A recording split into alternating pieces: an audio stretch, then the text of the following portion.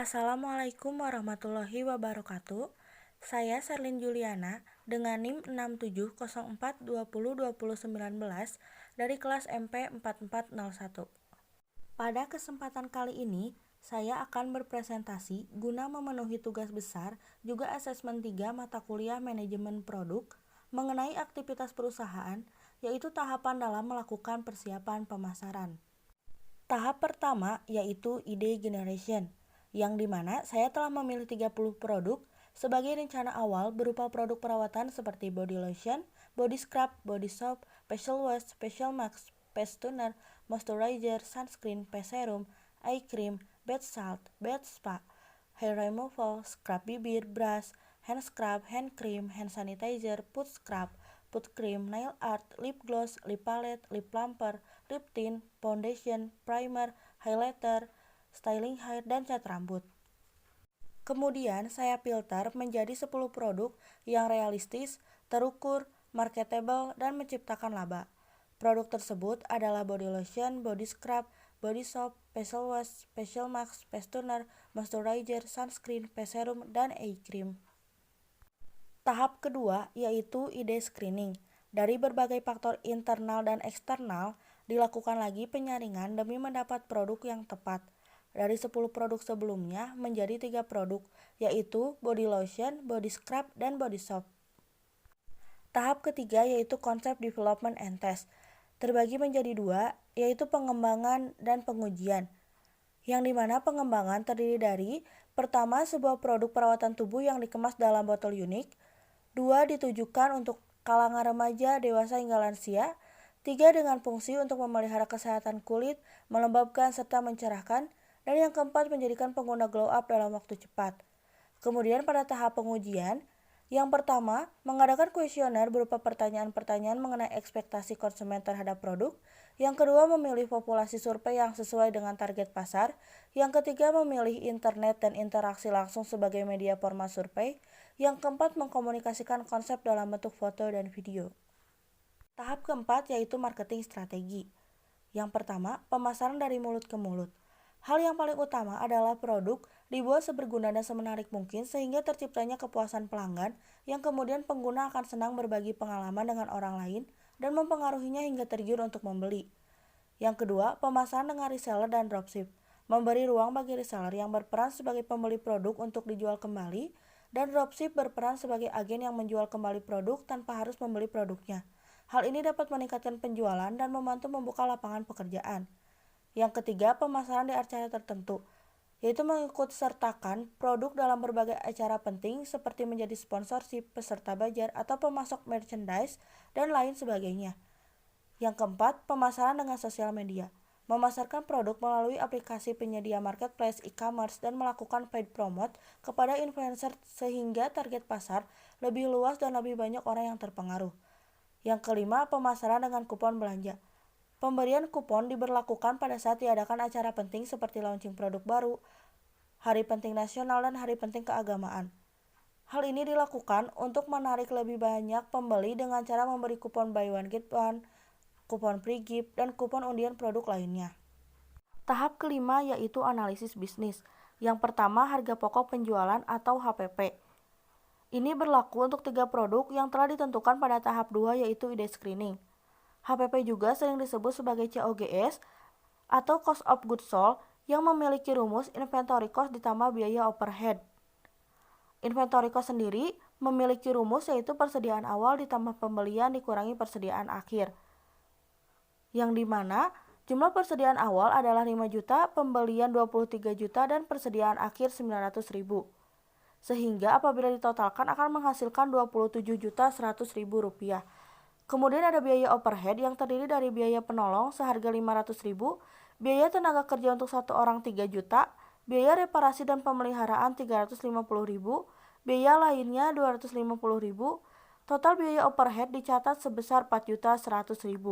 Jadi harga pokok penjualan bisa dihitung COGS yaitu dengan rumus inventory cost ditambah biaya overhead.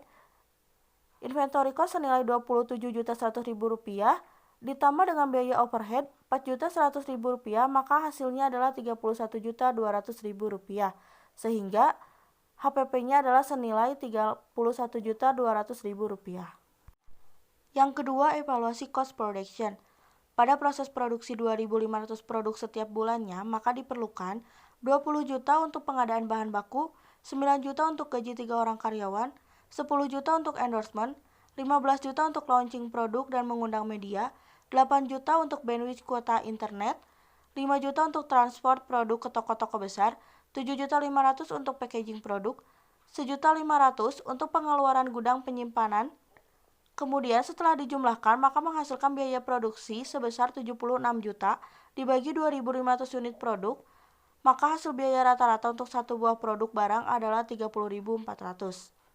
Yang ketiga, peninjauan ulang alat belanja dan material. Beberapa belanja modal dan material cost-nya terdiri dari belanja modal gedung 123 juta, belanja modal kendaraan 18 juta, belanja modal subsidi 10 juta, sehingga totalnya adalah 151 juta. Yang keempat, efisiensi. Efisiensi tempat produksi bisa dilakukan di rumah sehingga tidak memerlukan gedung sebagai modal untuk memulai usaha, sehingga perhitungan menjadi belanja modal kendaraan 18 juta, belanja modal subsidi 10 juta, maka totalnya adalah 28 juta. Yang kelima, proyeksi laba. Terdapat pendapatan yang terdiri dari penjualan 76 juta, harga pokok penjualan 31.200.000, sehingga apabila penjualan dikurangi dengan harga pokok penjualan akan menghasilkan laba kotor senilai Rp44.800.000. Kemudian terdapat beban yang terdiri dari biaya kendaraan 18 juta dan biaya subsidi 10 juta. Maka totalnya adalah 28 juta. Sehingga apabila laba kotor dikurangi dengan total beban, maka akan menghasilkan laba bersih senilai Rp16.800.000. Tahap ke-6 yaitu produk develop. Yang pertama, pengembangan, terdiri dari produk mulai launching dan dipasarkan, kemudian produk melahirkan inovasi baru dengan berbagai varian berbahan alami, lalu produk mulai melakukan ekspor dan impor. Yang kedua, volume. Laju volume pembuatan produk semakin ditingkatkan sebanyak 25% setiap bulannya demi memenuhi permintaan pangsa pasar. Kemudian, yang ketiga, permintaan pasar. Setiap orang lahir dengan perbedaan yang berpengaruh pada selera penggunaan produk.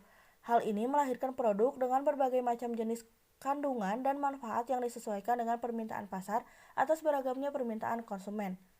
Kemudian, yang keempat, pengepakan.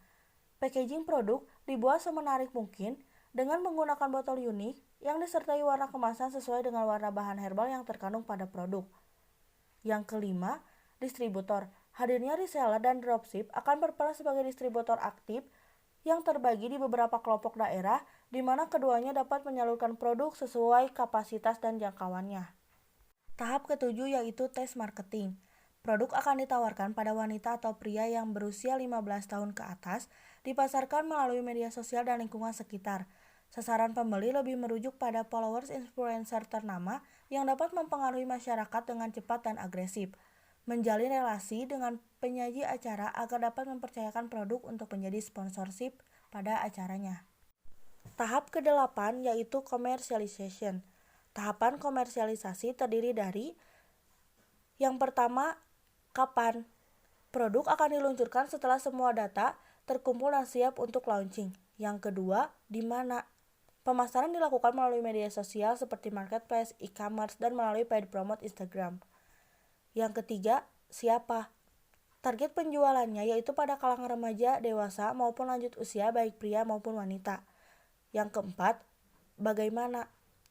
Produk melakukan uji sertifikasi MUI dan BPOM agar pengguna merasa aman dan nyaman saat akan membeli dan menggunakannya. Yang kelima, promotion advertising. Promosi dilakukan dengan cara melakukan paid promote atau endorsement kepada para influencer yang berpengaruh di sosial media. Yang keenam, iklan. Memasang banner iklan pada televisi ataupun radio, hal ini diperuntukkan kepada mereka yang tidak menggunakan media sosial untuk mengetahui produk melalui televisi dan radio. 7. Launching produk. Penerbitan produk baru dilakukan dengan mengundang para stakeholder yang berperan dan para influencer juga brand ambassador untuk ikut memeriahkan sekaligus menaikkan brand merek di kalangan masyarakat. Kedelapan, kerjasama. Media partner produk memilih perusahaan penyedia bahan herbal untuk melakukan kerjasama dengan tujuan produk dapat bervarian dengan menggunakan bahan-bahan yang alami. Sekian yang dapat tersampaikan. Atas perhatiannya, saya Salin Juliana mengucapkan terima kasih.